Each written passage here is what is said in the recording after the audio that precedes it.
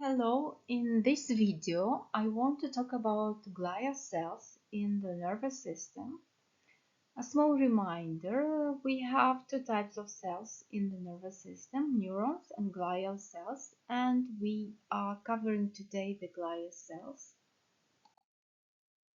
Here are some objectives for our lecture: understanding the role of glial cells and explain their functions, and identify different types of glial cells. We start with describing what are glial cells. The name for these cells derive from the Greek, which means glue, but their function is not just to hold neurons together.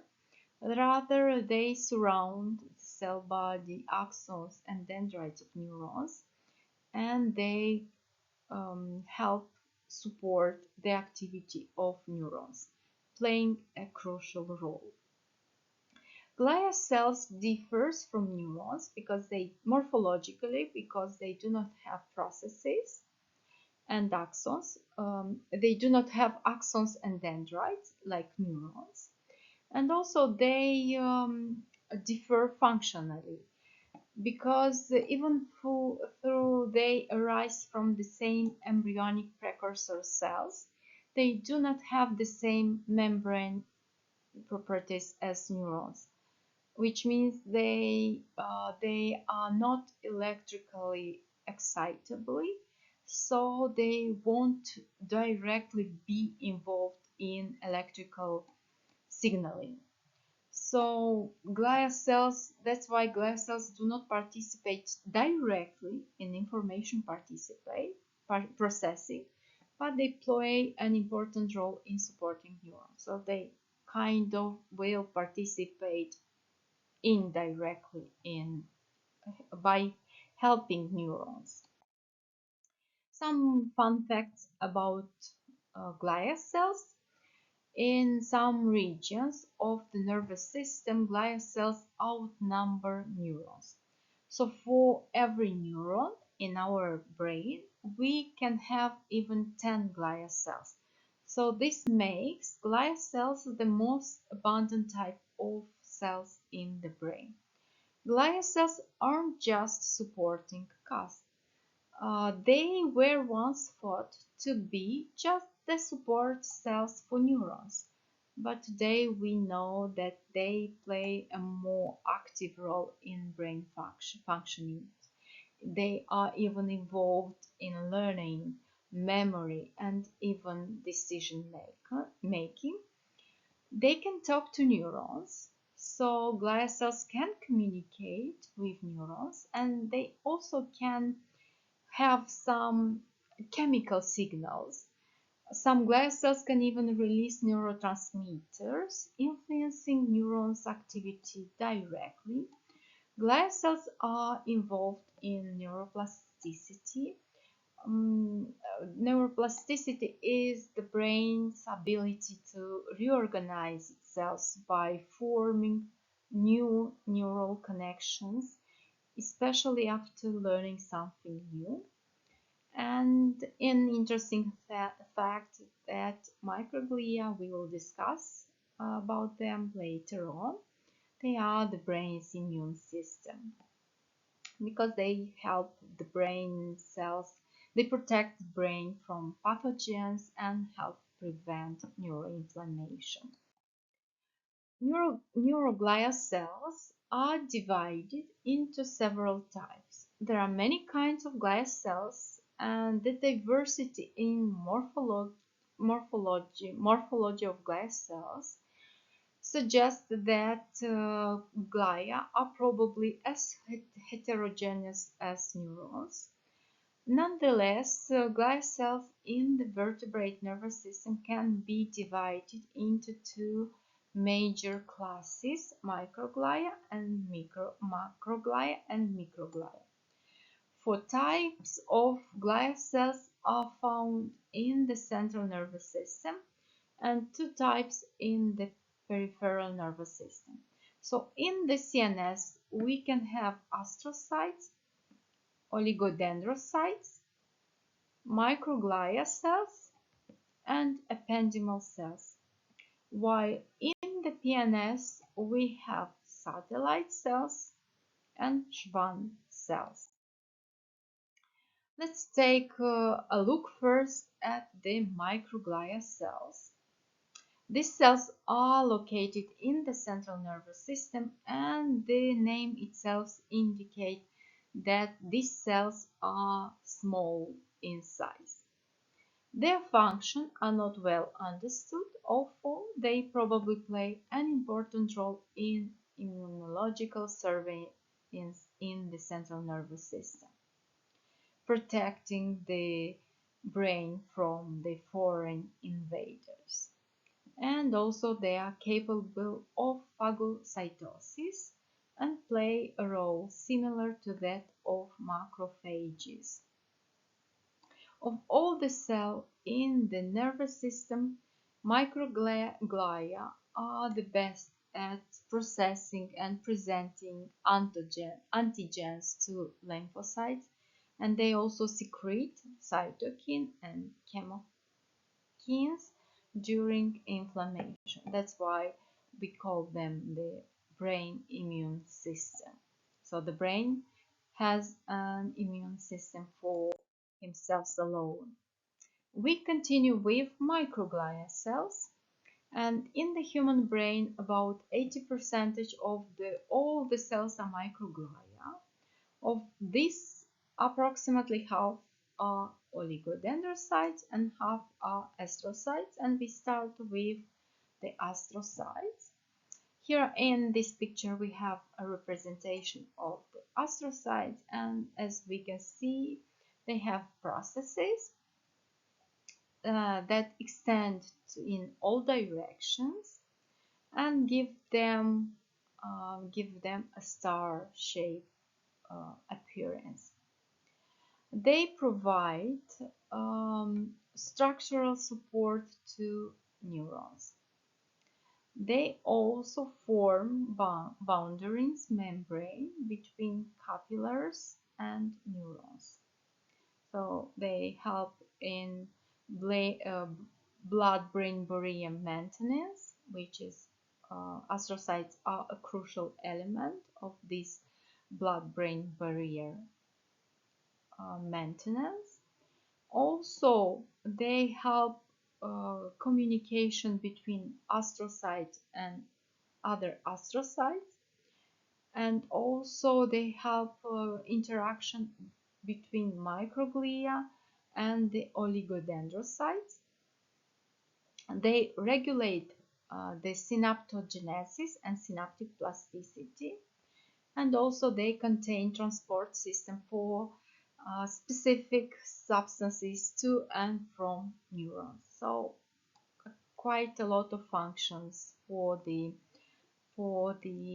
astrocytes. Also, an important thing about astrocytes is that the astrocytes are highly permeable to potassium. They help regulate the potassium concentration in the space between neurons. As we shall learn later on, potassium flows out of neurons when they fire. A repetitive firing may create excess extracellular potassiums, and these extracellular potassiums can interfere with signaling between cells in the vicinity. So it is thought that astrocytes can take up these excessive potassiums and maintain the efficiency of signaling between neurons. So as we can see, these glial cells, the astrocytes, have or perform important housekeeping chores for neurons in the nervous system, and thus promoting efficient signaling between neurons. We continue with the satellite cells. We can find them in the peripheral nervous system, and they have similar roles as astrocytes, so they perform similar functions. These satellite cells surround the cell bodies of neurons in the peripheral nervous system and in the sensory sympathetic and parasympathetic ganglia. So they help regulate the chemical environment in general. We continue with the oligodendrocytes in the central nervous system and with the Schwann cells in the peripheral nervous system. We discuss them together because they perform the same function, and the function is isolating axons. So they form a myelin sheath around axons, as we can see in those pictures, and the myelin sheath, this myelin sheath, because primarily is composed of lipid, they isolate the axon like a cable, which will help the electrical insulator and will help electrical sending very fast electrical signals. Schwann cell and oligodendrocyte cells participate in the conductions of nerve impulses in nerve fibers because they isolate the nerve fibers and prevent the signal from fading or spreading to neighboring fibers. Oligodendrocytes uh, for each oligodendrocyte cells can envelop from 1 to 30 axonal segments. So here are the cell body of the oligodendrocyte, and here they are isolated one axon, but it can have processes and isolate other axons here as well. So of course it depends of the axon diameters, and they form internodes. Of course, it depends of the axon diameter. Schwann cell in the peripheral nervous system envelopes one single segment of one axon. So it's one single segment of the one axon.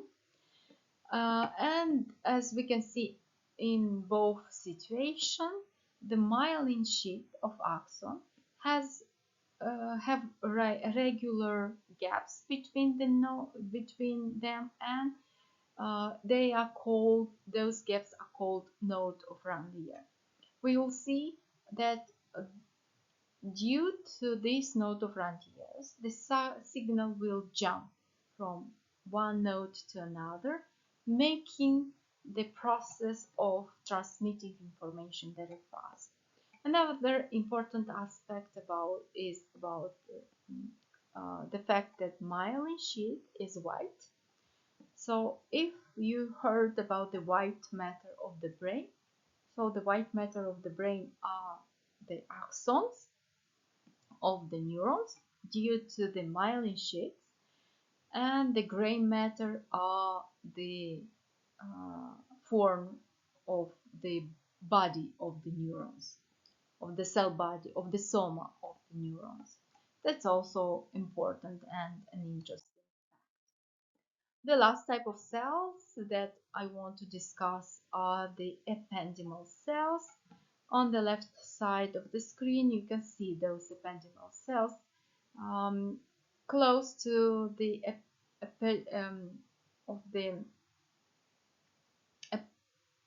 of the uh, we can see that those cells are very tightly packed together, and because they are packed tight together, their main function is to filtrate the blood, so the filtration of blood, and also the productions of the cerebrospinal fluid, which will lubricate and protect the nervous system.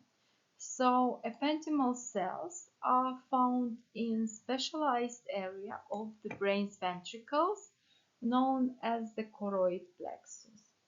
Together with blood vessels, these cells filter blood, as we said, and create this cerebrospinal fluid using cilia, which helps with the movement of the fluid and prevent its stagnation.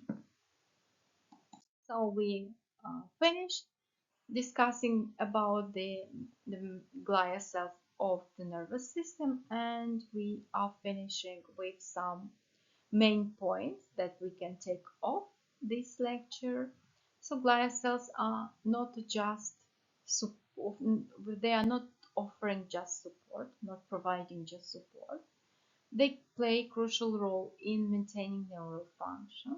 They also outnumber neurons. We have different types of glia cells, 4 in CNS: astrocytes, oligodendrocytes, microglia, and ependymal cells.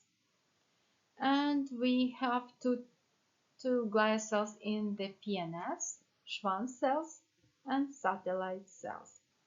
Glia cells participate in neuroglial communication and influence synaptic function. Understanding glia cells is essential because we will see later on that they have important role in maintaining the brain healthy, and it was discovered that understanding glia cells is important and essential for research on neurodegenerative diseases or brain injuries or cognitive functions. So even though they do not generate action potentials, they have recently been found to participate in neuroglial signaling processes. So even though the significance of this site signaling is still poorly understood, it may actively help regulate synapse and development and functions. So now we have reviewed the main types of glia cells in the nervous system. Thank you for your attention.